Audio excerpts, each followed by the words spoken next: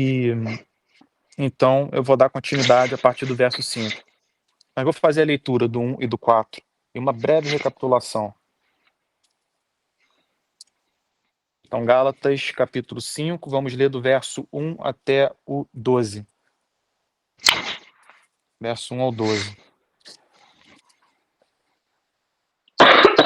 Vou só pedir para vocês fecharem o microfone, pessoal. Aí, se precisar falar alguma coisa, é só abrir.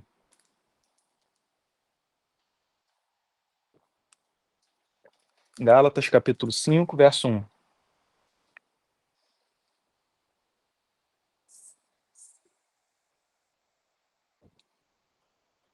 A versão que eu estou usando aqui é NAA, mas não deve ser muito diferente da versão de vocês. Aí diz assim, no verso 1. Para a liberdade foi que Cristo nos libertou. Por isso, permaneçam firmes e não se submetam de novo a julgo de escravidão. Eu, Paulo, lhes digo que se vocês se deixarem circuncidar, Cristo não terá valor nenhum para vocês. De novo, testifico a todo homem que se deixa circuncidar, que o mesmo está obrigado a guardar toda a lei. Verso 4. Vocês que procuram justificar-se pela lei, estão separados de Cristo. Vocês caíram da graça de Deus. Porque nós, pelo Espírito Santo, aguardamos a esperança da justiça, que provém da fé.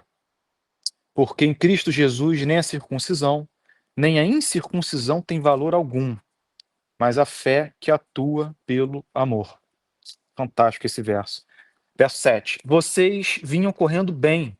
Quem foi que os impediu de continuar a obedecer à verdade? Esta persuasão não vem daquele que o chamou. Um pouco de fermento leveda toda a massa. Tenho confiança no Senhor de que vocês não mudarão a sua forma de pensar. Mas aquele que está perturbando vocês, seja ele quem for, sofrerá condenação. Mas, irmãos, se ainda prego a circuncisão, por que continuo sendo perseguido? Nesse caso, estaria desfeito o escândalo da cruz. Eu vou explicar esse verso para vocês. Verso 12, quem dera até se mutilassem aqueles que estão perturbando vocês. E essa também é uma declaração complexa, mas que a gente vai também tentar entender. Então, pessoal, vou fazer uma oração, uma breve recapitulação dos versos 1 até o 4, e aí a gente dá continuidade a partir do 5, tá bom?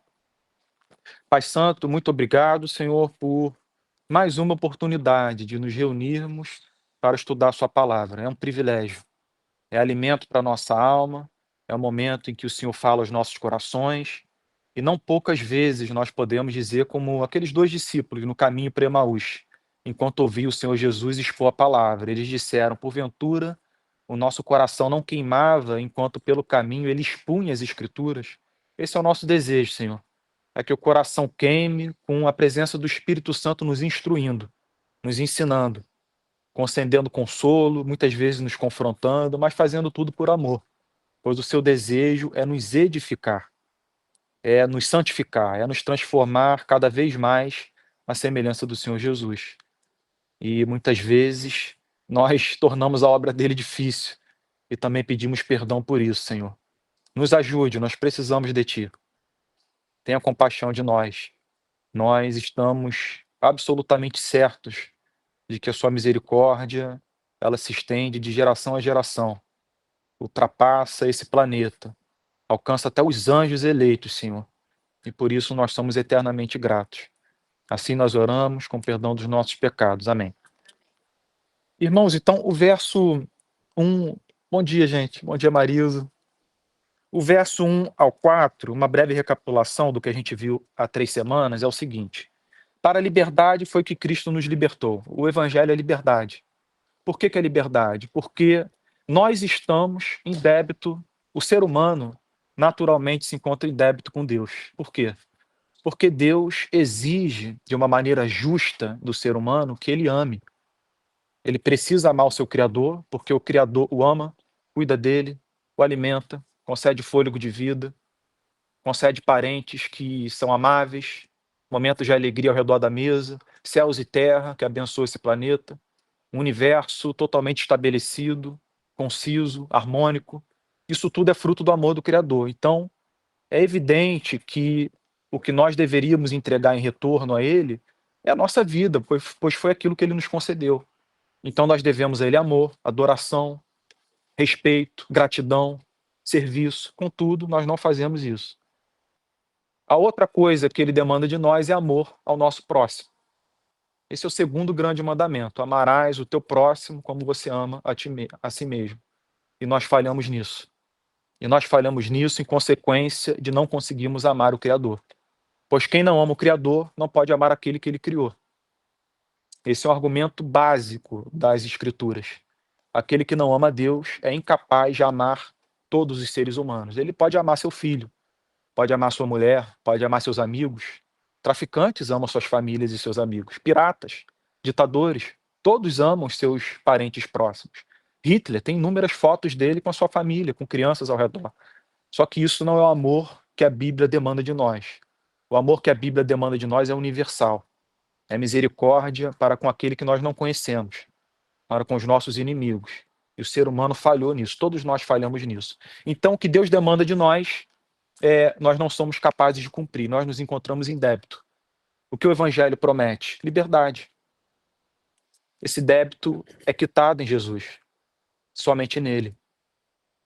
Então, a única forma de nós nos vermos numa posição em que nós não precisamos ter uma vida perfeita aos olhos de Deus, amá-lo perfeitamente, amar ao nosso próximo sem nunca falharmos, a única posição segura é em Jesus, pois Jesus fez tudo isso em nosso lugar. Então é por isso que ele diz: para a liberdade foi que Cristo nos libertou.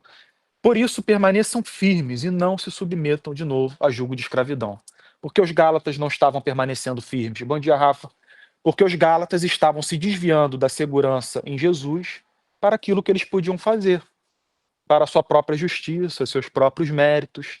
Entre as leis do Antigo Testamento, especialmente a circuncisão, eles estavam se colocando de uma forma a se reclinar sobre a circuncisão, a se sentirem seguros, porque estavam circuncidando seus filhos e porque eles mesmos eram circuncidados também. E isso constituía centralidade da salvação de alguém. Isso era um completo absurdo. E o apóstolo Paulo diz: isso não dá segurança a ninguém. A segurança não reside na circuncisão. Ela não pode residir na lei, porque nós não conseguimos cumpri-la. Então, por isso que ele diz: permaneçam firmes e não se submetam de novo a jugo de escravidão. Evangelho não é transigência absoluta ou flexibilidade total. Não. O que ele diz aqui é: não se submetam.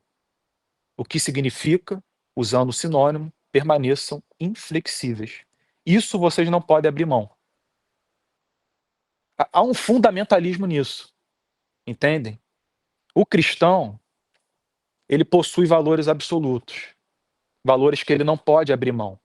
A única diferença é a forma que ele os defende, a forma que ele os propaga, os ensina. Isso precisa ser feito com muito cuidado, mas que o cristão possui valores absolutos é evidente. Essa passagem está dizendo que você não pode abrir mão da sua segurança em Jesus por nada, por nenhum hábito religioso, nenhuma tradição religiosa, nenhum preceito da lei exclusivamente. Você não pode.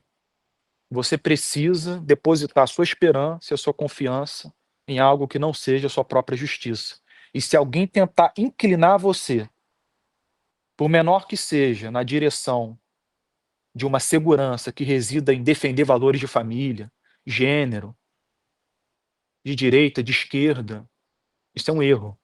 O evangelho vai muito além disso, muito além disso. O evangelho não pode ser enquadrado nesses preceitos de um lado ou outro da polarização que a gente vê no nosso país hoje e no mundo.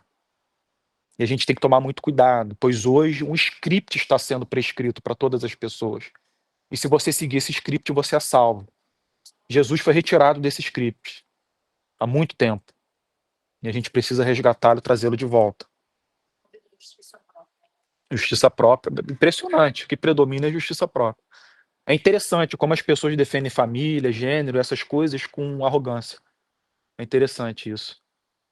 E não significa nada. Ditadores Gente de que traficantes de cartéis mexicanos, sequestradores, assassinos, todos eles podem defender família, podem defender o matrimônio, serem contra a quebra do voto conjugal, de você trair a sua esposa e outras coisas mais, sabe. Então isso não é um valor definitivo por excelência de que você nasceu de novo. E Paulo continua, para a gente terminar essa breve recapitulação: "Eu, Paulo, lhes digo que se vocês se deixarem circuncidar, Cristo não terá valor nenhum para vocês." Ele não está, revogando a circuncisão. Ele deixa muito claro em suas epístolas de que quem se quiser se circuncidar ou circuncidar seus filhos pode fazê-lo.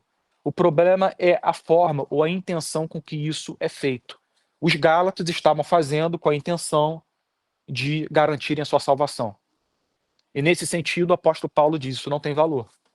Se você permitir que isso seja imposto a você, sob o pretexto de que você vai estar salvo, você não deve fazê-lo.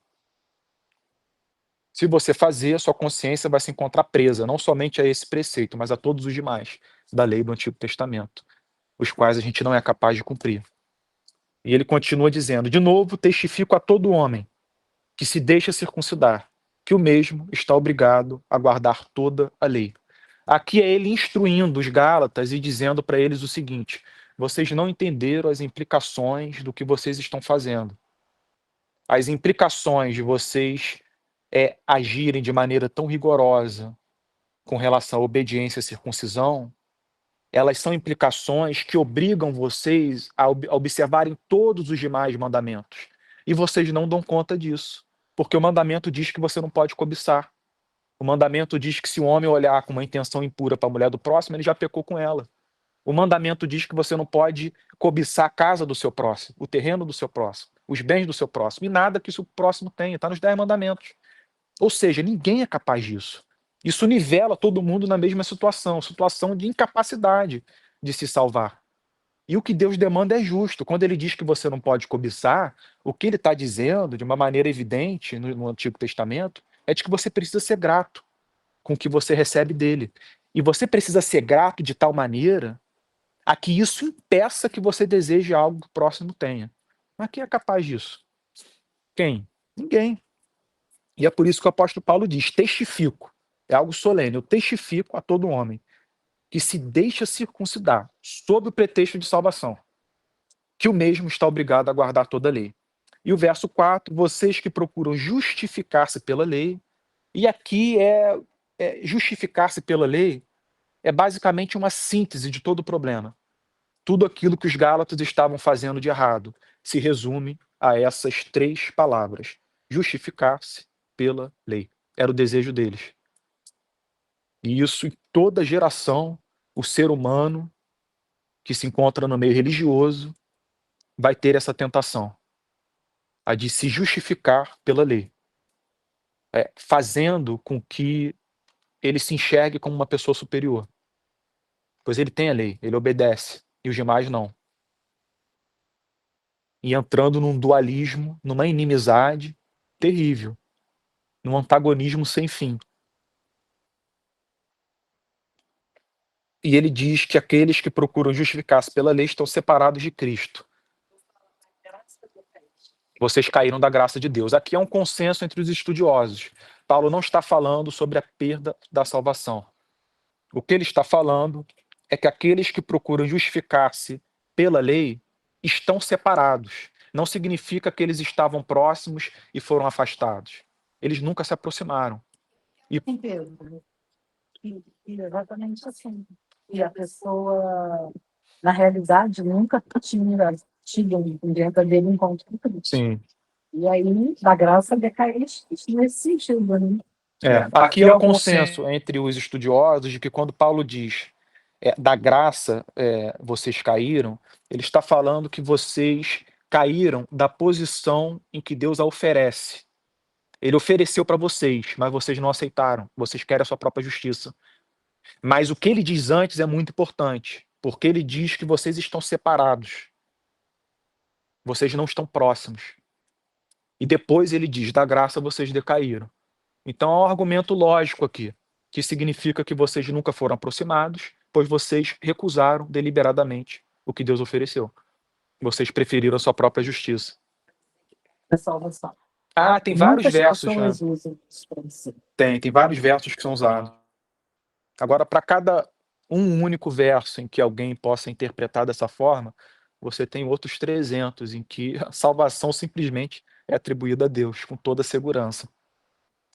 Então, agora nós vamos dar continuidade, porque eu recapitulei o que eu vi 3 semanas atrás com vocês, os versos 1 ao 4. No verso 5, esse verso é maravilhoso. Porque aqui ele está fazendo um ponto de inflexão. Ele estava descrevendo os problemas do estado em que os Gálatas se encontravam, por terem sido ludibriados, enganados e atraídos pelos judeus, que haviam ensinado eles mal. E aqui ele diz qual é a condição dos verdadeiros filhos de Deus, daqueles que verdadeiramente veem excelência em Jesus, enxergam Jesus como absolutamente suficiente e que não precisam de nada além de Jesus para a salvação. Ele diz, porque nós, pelo Espírito Santo, aguardamos a esperança da justiça. Aguardamos a esperança, nós não a vemos de modo imediato. Ela não reside em nós. Ela não está dentro de nós. Ela foi imputada a nós por Deus através de seu Filho. Só que ela ainda não se concretizou completamente porque Jesus ainda não voltou. Então nós aguardamos. Nós recebemos pela fé e aguardamos o dia em que a veremos literalmente. O cristão é alguém que espera. Ele vive pela fé. Essa vida para ele foi determinada por Deus para ser um tempo de espera, de paciência, de olhar além, de olhar além das circunstâncias, de todos os reveses da vida, e entender que Deus tem promessas que são como o sol brilhando atrás de uma nuvem negra que está, sendo vista numa tempestade. O sol está sempre ali atrás. Nós estamos hoje diante dessa tempestade, a gente não vê o sol brilhando, mas as promessas de Deus é que essa tempestade vai passar, e que o sol vai aparecer, e o brilho vai ser algo inimaginável, usando uma metáfora, né? E ele diz, porque nós, pelo Espírito Santo, aguardamos a esperança da justiça que provém da fé. O justo viverá pela fé, disse o profeta Abacuque. O meu justo viverá pela fé. Continuando, verso 6. Porque em Cristo Jesus, nem a circuncisão, nem a incircuncisão tem valor algum. Esse ponto é muito importante, porque pessoas poderiam compreender mal o apóstolo Paulo e também se sentir inseguras pelo simples fato de não terem se circuncidado. O apóstolo Paulo, ele exclui ambas as possibilidades de você estar seguro por ter se circuncidado ou de você estar seguro por não ter. Fazendo uma aplicação para os tempos de hoje, eu percebo que tem muita gente que se sente segura por se encontrar de um lado da polarização e não do outro, e vice-versa. O problema é que eu percebo arrogância em ambos os lados, de várias pessoas. Então, é uma segurança que me parece muito frágil. Porque a segurança que o apóstolo Paulo está dizendo, ela não se trata de observar um preceito ou de ignorá-lo. Ela se trata disso aqui, a fé que atua pelo amor. Porque em Cristo Jesus, nem a circuncisão, nem a incircuncisão tem valor algum. Deus não leva isso em conta.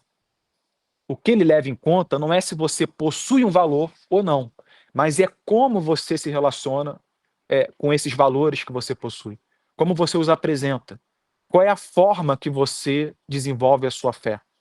Qual é a forma que você a professa? Os fins no Evangelho, eles não justificam os meios. No Evangelho, início, meio e fim tem que ser pela fé que atua pelo amor. É isso que o apóstolo Paulo está dizendo. Esse, para mim, foi o principal erro dos últimos 5 anos, em grande parte dos conservadores, dos cristãos de direita. Porque eles entenderam que era justificável diante de Deus você defender a fé a todo custo e tratar as pessoas com muita ignorância, desrespeito, arrogância. Eu vi de ambos os lados, mas especialmente da direita. E qual é o problema disso? O problema é que Deus não leva isso em conta. Isso não tem valor diante dele. Ele não precisa que você se meta numa cruzada, que você se veja como um soldado e busque a aniquilação dos seus inimigos. Ele não precisa disso, ele é soberano. Ele não precisa de nós para nada. Paulo pode estar preso, o evangelho vai se propagar por Roma. Deus tem seus meios. Ele pode usar quem ele quiser. Mas o que aqueles a quem ele vai usar de maneira excelente, aqueles a quem ele verdadeiramente vai abençoar, aqueles que vão ser a sua boca, aqueles que vão propagar o seu evangelho, são aqueles que vão fazer isso através do amor. Através dessa fé que atua pelo amor. Esse verso é um dos mais importantes da epístola. Esse verso 6. Porque em Cristo Jesus, nem a circuncisão, nem a incircuncisão tem valor algum, mas a fé que atua pelo amor. Você colocou essa questão política, né? Eu estou pensando, mas não é assim legal. Não, a Eu acho que identificação. um cristão que se identifica com esse lado, né? O que o pai faz de uma forma tão bonita. A identificação. Eu acho uma incoerência o cristão se identificar com aqueles que estão promovendo para benefício próprio o golpe de Estado. Mas é importante defendendo a gente lembrar o seguinte. Que é claro como água cristalina.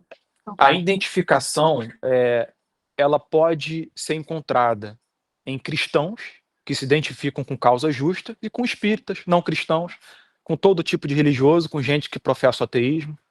Olha, eu diria até que bandidos e traficantes se identificam mais com a esquerda do que com a direita. Então, o que eu estou querendo dizer é que a identificação por si, ela não significa muita coisa aos olhos de Deus. Porque há uma inclinação natural no ser humano, independente da cultura, da geração, do século, de ter um respeito por coisas basilares, como, por exemplo, seus parentes, a família, o bom funcionamento da sociedade. Nenhuma sociedade, nenhum lugar, nenhuma cultura, nenhuma tribo enxerga com respeito o covarde, aquele que foge da guerra. Eu poderia multiplicar os exemplos, esse é um que o C.S. Lewis usou. Há um fio condutor de valores que perpassa todos os tipos de culturas e de sociedades. A Bíblia ensina isso claramente no Antigo Testamento. Então é possível o ser humano que não conhece a Deus se identificar com causas justas. Mas o que Deus está dizendo é o que conta diante dele, aos olhos dele, é quando isso é feito visando a sua glória e através do amor. É quando você se identifica por essas causas, quando você se distancia daquilo que destrói aqueles que ele criou a sua imagem e semelhança, que impede o bom funcionamento da sociedade, da polis, sabe? Da vida pacífica. E eu poderia dar outros exemplos. É quando você faz isso por amor a ele. Por amor a ele. Porque pessoas podem fazer isso por egoísmo. Eu vejo pessoas se identificando com bons valores da maneira mais estúpida possível. Eu vejo isso direto, gente. Pode falar, Lud. Não, eu ia pegar esse exemplo também. Conheço várias pessoas que lutam por essas causas que são justas, mas é para receberem aplausos, para a própria vaidade, e não porque está fazendo isso para Deus, para o Evangelho, né? O pastor Antônio até fala muito isso, você vai fazer para a glória de Deus e vai haver circunstâncias que, como o nosso pensamento é falho, pensamento humano, né? Você está lutando por algo justo, mas às vezes o método não é tão adequado, né? Ou você vai ter conflitos ali com uma verdade espiritual e você vai ter que relativizar, vamos assim dizer, a pauta. E aí o cristão vai ter que fazer pela excelência de Deus, ele vai ter que relativizar a pauta muitas vezes, né? E quem é só pelo lado político, ok, tá lutando pelo pobre, mas será que essa intenção é pelo pobre mesmo? Ou ele quer aplauso, quer aparecer, tá usando aquilo para... Eu conheço gente que é evidente, que eu vejo que é por isso. E às vezes o discurso está muito bom, eu concordo, mas na atitude você vê que a pessoa não é bem assim, às vezes na hora de agir mesmo com bondade, dá um passo para trás, porque não é tão atencioso com as pessoas, na verdade, no dia a dia. Fala muito, mas a atitude não é justa. Então a gente, né, por isso que não dá pra gente, é a pauta tal, não, depende, né? Depende como você faz e como a pessoa age no dia a dia também, né? Um exemplo que eu daria, Lud, é que eu acho assim para mim, né, é um red alert, um alerta vermelho. O sarcasmo é provocação. Olha, é impressionante como os dois lados estão cheios de sarcasmo e de provocação. E olha, eu tô convencido de que isso é pecado. Vocês podem me dizer o que for, eu estou convencido de que o sarcasmo e a provocação em excesso, de ambos os lados, é um grande pecado. E as pessoas não estão vendo. Elas não percebem que está todo mundo imerso em sarcasmo, em ofensas, por mais sutis que sejam, em provocações terríveis que fazem com que você extraia o pior da pessoa, sabe? E eu vejo até gente tentando justificar o sarcasmo. Sabe? Então, assim, é isso que o apóstolo Paulo está dizendo. O que vale é a fé que atua pelo amor. Vocês conseguem ver no amor sincero a Deus e no amor sincero ao próximo, que foi criado à imagem e semelhança dele, a possibilidade de alguém ser tomado de sarcasmo e de provocação? Você não vai ver toda essa polarização de maneira solene, sóbria e até mesmo triste. Você, em vez de se entristecer e de chorar pelo que está acontecendo, você vai rir, vai dar gargalhada com seus amigos e dizer que aquele lado é estúpido, que eles não enxergam um palmo, que eles não têm misericórdia, que eles são fundamentalistas, ou do outro lado você vai dizer que eles são uns esquerdopatas que relativizam tudo.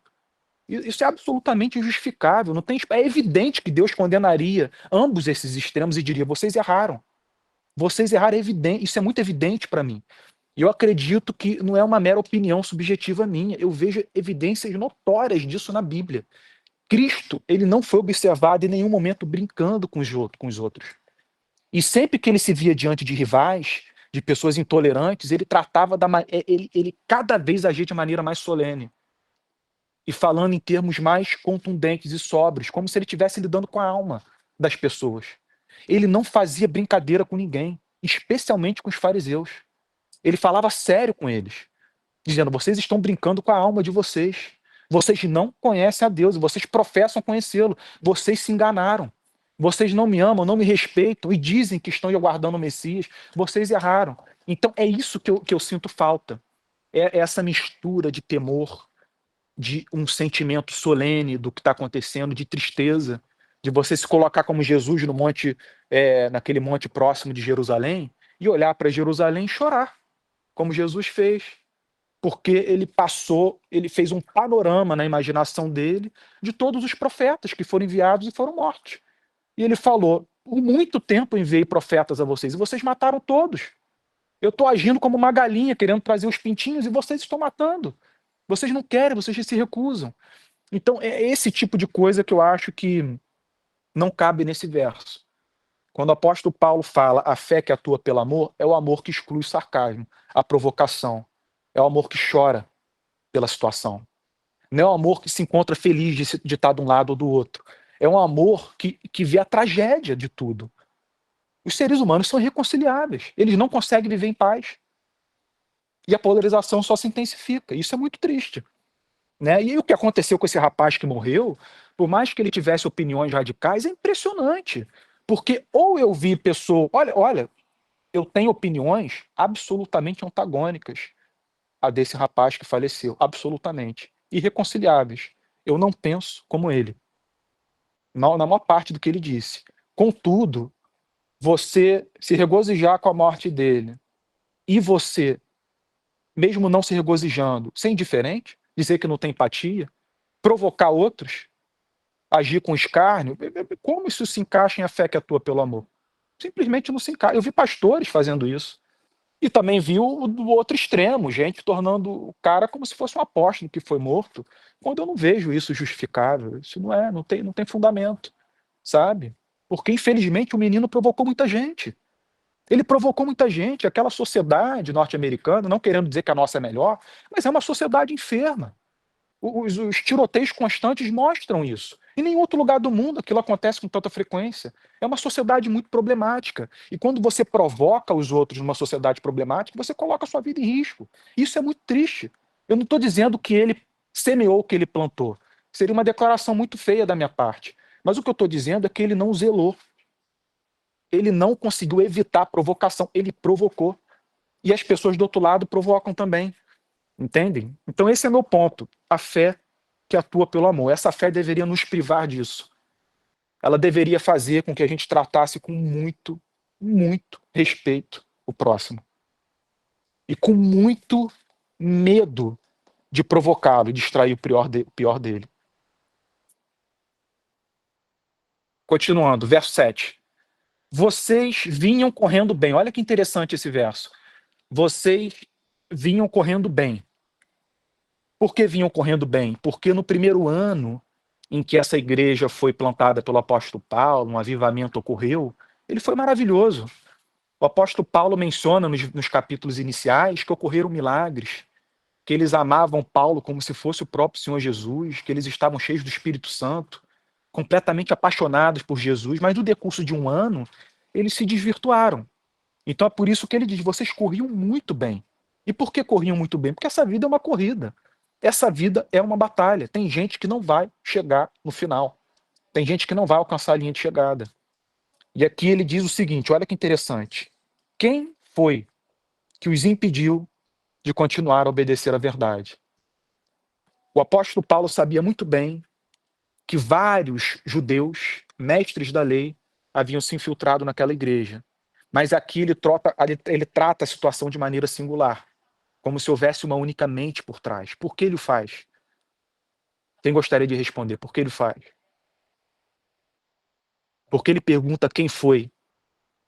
Quem foi que os impediu de continuar a obedecer à verdade? Porque ele atribuía tudo o que aconteceu a essa igreja ao diabo. Ele atribuía tudo ao diabo. E eu também atribuo ao diabo a polarização.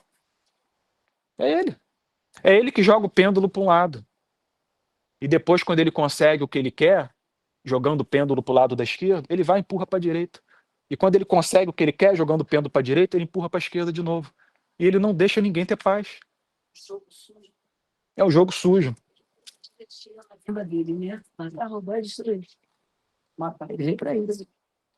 Foi isso que essa metáfora que eu usei do pêndulo para vocês, ela não é minha, não é da minha imaginação fértil, é do Jonathan Edwards, do pastor teólogo do século XVIII, da cidade de Northampton, em Massachusetts. Ele, depois de observar uma grande contenda teológica na Nova Inglaterra, anos antes da independência americana, porque a independência americana aconteceu no final do século XVIII, mas Jonathan Edwards viveu nos anos anteriores. E durante 1730 e 1740, houve uma grande contenda teológica por conta de um grande avivamento que ocorreu em Northampton, um avivamento que se espalhou para todas as cidades da Nova Inglaterra. Jonathan Edwards, ele identificou nessa contenda, pós-avivamento, a atuação do diabo, porque ele percebeu que as pessoas eram levadas para um extremo e subitamente eram levadas para o outro. E ele falou, é evidente que o diabo está brincando com a gente, ele está... ele veleja com o vento, a gente tem uma inclinação, então ele sopra. Aí depois você começa a ter uma outra inclinação, ele sopra também, ele vai levando você, como um vento que vai carregando barco à vela. Então, eu vejo isso claramente hoje em dia. O Martin Lloyd Jones viu a mesma coisa no século XX, no tempo dele. As mentes mais brilhantes observaram a atuação do diabo por trás dos principais problemas da sua geração. E eu acho que descartar isso é muito perigoso, porque quando se fala em diabo hoje em dia, você fala de quê? Droga, bebida, sexo. Gente, ele é um ser muito mais inteligente que a gente. Pedro, Muito 10 mais. horas. Ele vai atuar movimentando sociedades, cultura, religião, Pedro, 10 horas. política. Obrigado, Liz. Obrigado, deu 10 horas. Então aqui o apóstolo Paulo diz de maneira consciente e deliberada, de modo a fazer os Gálatas refletirem. Quem foi? Não foram esses falsos mestres somente. Quem foi? Tem alguém por trás disso, é o que ele está dizendo. Tudo tentando fazer com que os Gálatas refletissem ao lerem essa carta. E aí ele diz no verso 8, essa persuasão não vem daquele que o chamou. Mais uma vez ele trata de maneira singular. É como se ele tivesse se retirando de cena. assim como os demais apóstolos, e colocando somente Deus. E dizendo, tem alguém tentando desvirtuar vocês. E isso que ele está fazendo não condiz com aquele que o chamou vocês. E que não fui eu. Não foi Pedro, Tiago, João. Foi o nosso Deus. É impressionante como a cabeça do apóstolo Paulo é fantástica. Ele vai fazendo com que as pessoas elevem o seu pensamento e parem de pensar em termos de carne e sangue e comecem a enxergar as coisas nos padrões que elas devem ser compreendidas, espirituais. Há uma batalha entre Deus e aquele que se apresenta como seu inimigo. E apesar do fato de Deus ser completamente soberano, do diabo ser criatura de Deus e não criador, nós devemos entender que ele tem poder nesse mundo e que ele pode influenciar as pessoas até uma determinada medida, até onde Deus permite, que é o que a história de Jó mostra. Ele diz, olha, tira tudo de Jó, o diabo diz para Deus, tira tudo, tira a família, tira tudo. Deus diz, tá bom, pode ir lá, até aqui você vai. Aí o diabo vai, mais uma vez pede, aí Deus diz, tá bom, até aqui você vai. O até aqui é isso, até aqui eu permito. Até aqui vai servir os meus propósitos, que são amorosos para com o meu servo. Você vai poder agir até aqui, mas daqui você não vai passar. Então a história da humanidade é isso, é até aqui. É terrível, é triste? É. E a gente não consegue compreender por que Deus permite que tanta coisa ocorra. Mas a gente deve ver o caráter dele por trás de tudo, caráter bom. De alguém que tem acesso a informações que nós não temos. E de que deseja o nosso bem. E de que tudo no final vai fazer com que ele receba glória, ações de graças da nossa parte. No final, todos a uma só voz vão dizer, você agiu bem. Você foi um Deus bom. E tudo aconteceu nesse planeta durante todos esses milhares de anos, de acordo com sua boa e perfeita vontade. Então isso a gente precisa lembrar também nesses tempos de polarização. E só para concluir, verso 9, um pouco de fermento leveda toda a massa. Uma declaração que deveria ser muito comum na época, algo cultural, né? Porque era evidente que o bolo, um pouquinho de fermento, fazia com que o pão e o bolo crescesse. E o que ele está dizendo é que esse pouco de fermento plantado por esse inimigo tinha sérias consequências. Ou seja, a gente deve sempre tomar cuidado para não nos tornarmos metódicos, rigorosamente metódicos e meticulosos. Contudo, a gente não pode relativizar coisas pequenas que acontecem no nosso meio. A gente tem que tomar cuidado para não sermos rigorosos demais, mas ao mesmo tempo para não deixarmos que as coisas sejam relativizadas. E aqui nesse ponto, o que ele está dizendo é que os Gálatas erraram. O que ele está dizendo, olha, esse fermento foi plantado, e vocês permitiram, e agora ele cresceu.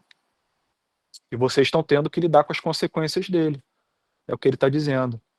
Quantas igrejas passam pela mesma situação que a igreja dos Gálatas hoje? Inúmeras. Inúmeras.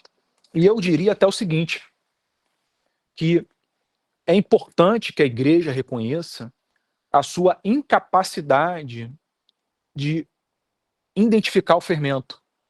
Porque é na incapacidade de identificar o fermento que você vai agir com mais humildade, mansidão, e vai depender mais de Deus. E Deus vai conceder sua graça. O problema é que quanto mais a igreja se torna orgulhosa, cheia de si, menos humilde, dependente de Deus, menos ela vai identificar o fermento. Sabe? Menos ela vai identificar. Então, eu acho que a principal coisa que deveria ocorrer hoje no nosso país é a igreja ver a sua incapacidade. A sua absoluta necessidade de Deus. Para tudo. Essa foi a mesma conclusão que o Jonathan Edwards chegou na contenda que eu mencionei para vocês do século XVIII.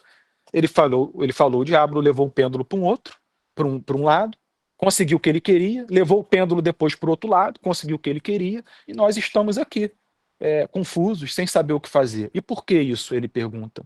Porque nós não dependemos mais da graça de Deus. Nós estamos dependendo da nossa própria carne, da nossa própria força. Nós não estamos vendo que nós somos como ramos presos a uma videira.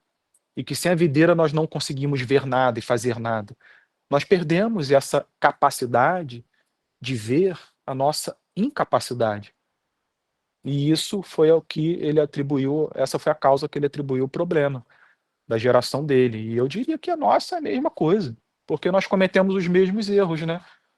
Então, se um avivamento for ocorrer nesse país, ele não vai porque 200.000 jovens vão se juntar num estádio. Não, ele vai acontecer porque pessoas vão começar a se arrepender dos seus pecados. Elas vão começar a se ver insuficientes.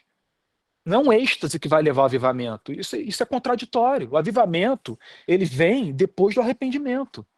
Ele vem depois da tristeza de coração, do peso de coração, da tristeza da sua própria condição. Aí Deus vai e derrama do seu amor, sabe? Não é um ajuntamento solene em êxtase que vai trazer um avivamento. Na Bíblia isso nunca funcionou assim. O avivamento sempre veio fazendo com que os contrastes da vida se sobrepusessem. O arrependimento, a tristeza, o choro, desse lugar à alegria. E assim por diante. Sabe? Então acho que a gente tem que pedir a misericórdia de Deus para que o nosso país, cuja 1/5 da população é constituída de evangélicos, comece a ver a sua incapacidade de fazer qualquer coisa sem Deus. E, pessoal, alguém gostaria de fazer uma participação? Eu me estendi demais no discurso. Alguém gostaria, antes da gente encerrar? Pessoal aí de casa? Não? Bem, então a gente encerra a nossa aula hoje nesse verso que eu parei, que foi o verso 8, né? Verso 9, um pouco de fermento leva toda a massa. Semana que vem a gente dá continuidade do verso 10 em diante. E em breve a gente termina essa epístola e começa outra, se Deus quiser. Obrigado a todos pela presença. A sala hoje aqui está cheia, aqui para vocês verem aí de casa. Obrigado também por todos que compareceram aí de longe. Lise de Minas, Rosi, Soli também, Eliane, Heloísa de São Paulo. Márcio, que não pôde comparecer, que mora no Rio. Obrigado, gente. Vamos então encerrar para o nosso café da manhã e para o nosso culto.